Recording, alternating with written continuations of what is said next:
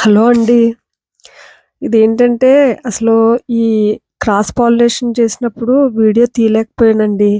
అంటే యాక్చువల్‌గా అప్పుడంత ఐడియా లేదు. కానీ ఇది ఒక 6 మంత్స్ అయిందనమాట ఇలా చేసి. ఎడీనియం ఫ్లవరు ఇది ఏంటంటే రేక్ అనమాట అండి. ఈ కలర్ కూడా లైట్ కలరు. దీన్నేంటంటే రెడ్ కలర్ తోటి క్రాస్ పాలినేషన్ చేయడం వల్ల ఇలా డార్క్ పింక్ కలర్‌లో వచ్చిందనమాట ఫ్లవరు.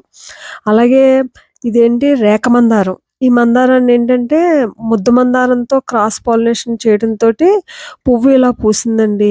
చాలా థ్రిల్లింగ్‌గా అనిపించింది.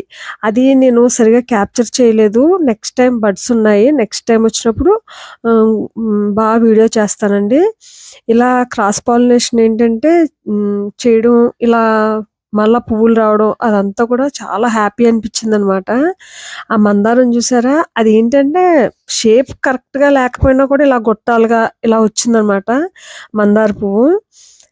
ఇది ముద్ద మందారంతో చేశామనమాట క్రాస్ పాలినేషను. మాకు ఇలా చేయడం అలవాటు. నెక్స్ట్ టైమ్ మాత్రం పాలినేషన్ చేయడం కూడా చూపిస్తాను.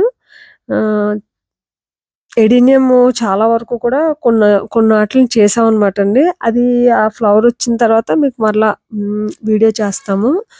ఆహ్, ఇదిగోండి ఫ్లవర్ చూడండి.